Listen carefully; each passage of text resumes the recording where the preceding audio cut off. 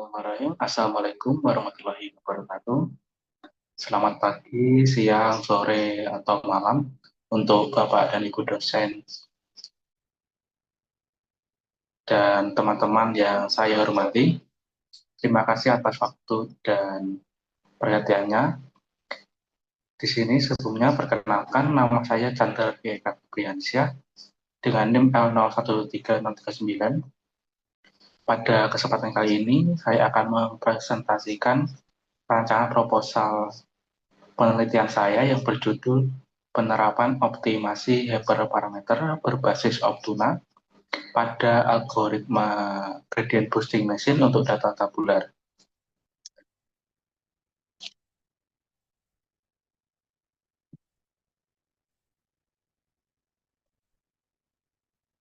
Penelitian ini dilatar belakangi oleh penggunaan data tabular yang masih sangat dominan di industri di banyak sektor. Untuk memodelkan data tabular tersebut, algoritma gradient boosting machine atau GBM terbukti menjadi salah satu model yang memberikan tingkat akurasi paling tinggi.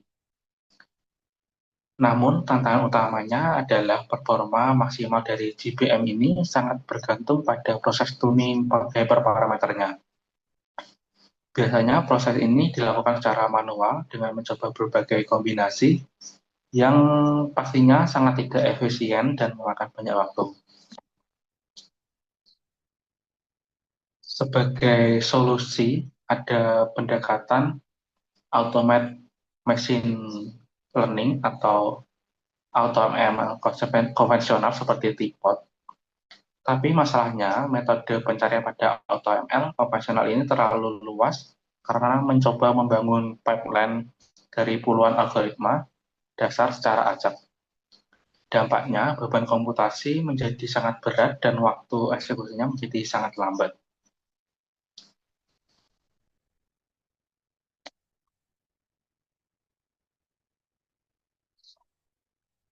Berdasarkan permasalahan tersebut, penelitian ini mengusulkan sebuah pendekatan otomatisasi yang ruang lingkupnya lebih terarah. Pada batasan masalah, saya hanya memfokuskan pengujian pada 3 algoritma GBM, yaitu XGBoost, LegGBM, dan CatBoost. Sistem ini akan dibangun berbasis antarmuka CLI dengan bahasa Python dan dievaluasi menggunakan 2 jenis data publik. Tujuan dari penelitian ini adalah mengimplementasikan sebuah pipeline program otomatis menggunakan framework optimasi bernama Optuna. Dari situ kita dapat menganalisis algoritma mana yang memberikan keseimbangan paling optimal antara metrik prediksi yang akurat dan efisiensi waktu komputasi yang cepat.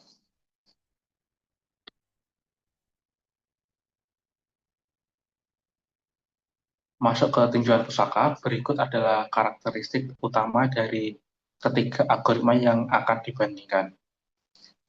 Pertama, yaitu XGBoost. Algoritma ini memiliki keunggulan pada sistem regularisasi yang sangat ketat, sehingga sangat efektif untuk mencegah masalah overfitting pada model. Kemudian yang kedua ada LegGBM. Algoritma ini dirancang sangat efisien dalam penggunaan memori dan kecepatan prosesnya.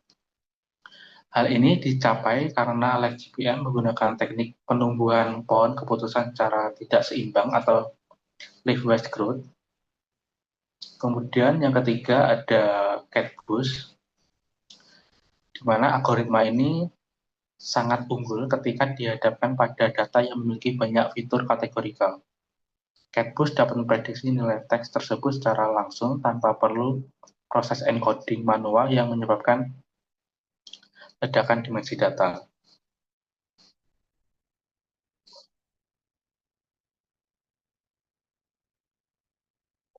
Kemudian untuk mengotomatisasi pencarian parameternya, saya menggunakan framework Optuna.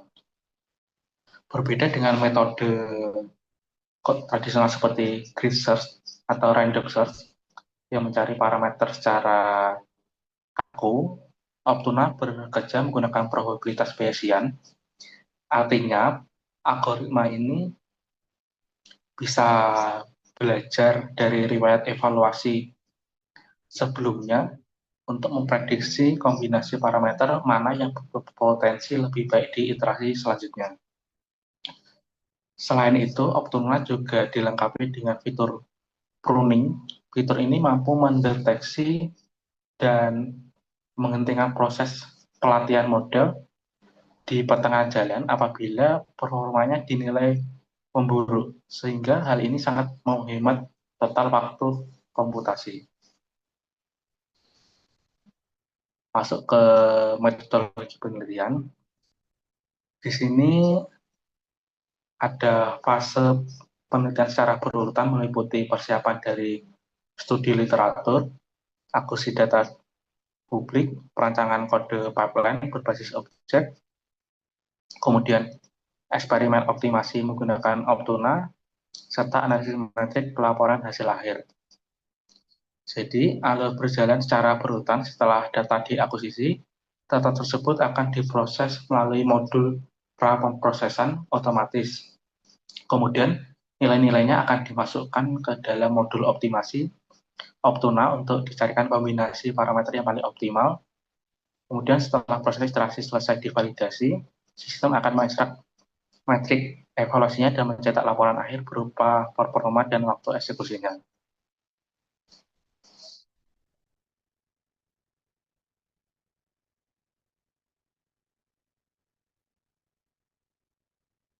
Untuk menguji fleksibilitas pipeline ini, saya menggunakan dua dataset publik dengan tipe yang berbeda. Sekali lagi, pertama, untuk klasifikasi biner, saya menggunakan data adult census income dengan jumlah sekitar 48.000 baris dengan dominasi atribut data kategorikal dan permasalahan ketiadaan nilai atau missing value. Kemudian ada data set regresi menggunakan data California Housing yang berjumlah sekitar 20.000 baris dengan fitur numerik spesial dan mengandung banyak rentang outliers. Kemudian strategi pemeriksaan data, saya menggunakan protokol evaluasi dengan rasio 80% untuk data latih, 10% untuk data validasi, dan 10% untuk data pengujian.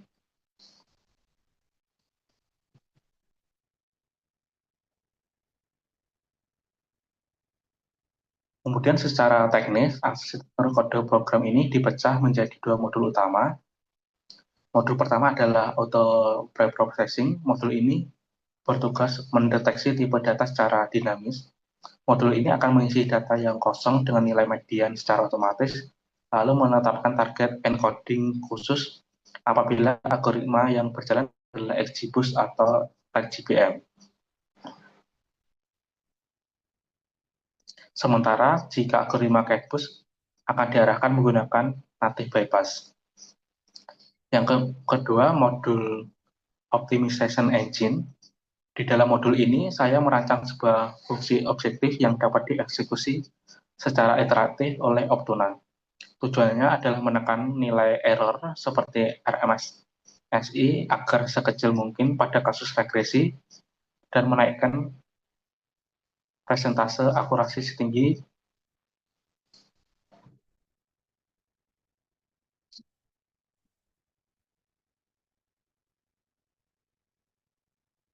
mungkin pada situasi.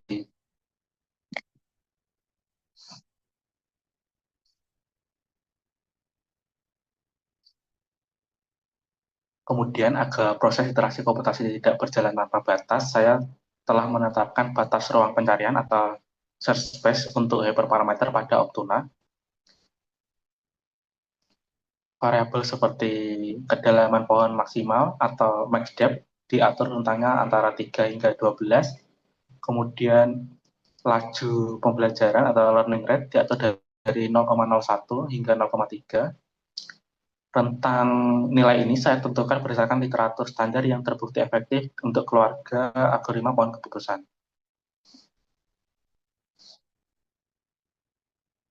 Kemudian juga ada parameter pengacakan sampel atau subsampel dievaluasi pada rentang nilai rasio kontinu dari 0,5 hingga 1,0.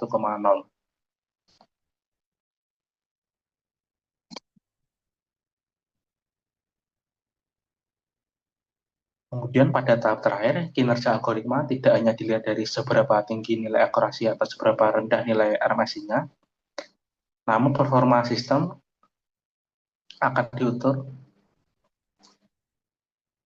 Kemudian yang terakhir ada evaluasi kinerja dan uji signifikansi statistik. Di sini ada dua aspek, yaitu yang pertama metrik kecerdasan buatan.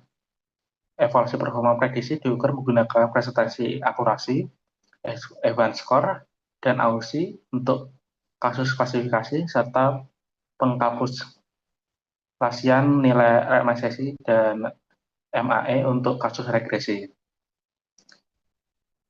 Kemudian untuk aspek matriks rekayasa perangkat lunak, utilitas sistem diukur secara absolut menggunakan pencatatan durasi milidetik, total execution dari awal inisiasi hingga akhir iterasi program selesai.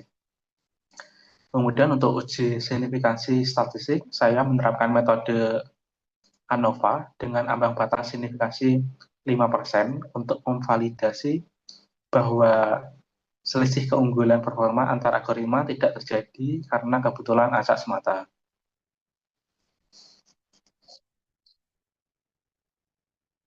Sekian yang dapat saya sampaikan pada presentasi proposal metode penelitian saya kali ini. Bila ada kurang lebihnya, saya mohon maaf. Saya tutup. Wassalamualaikum warahmatullahi wabarakatuh.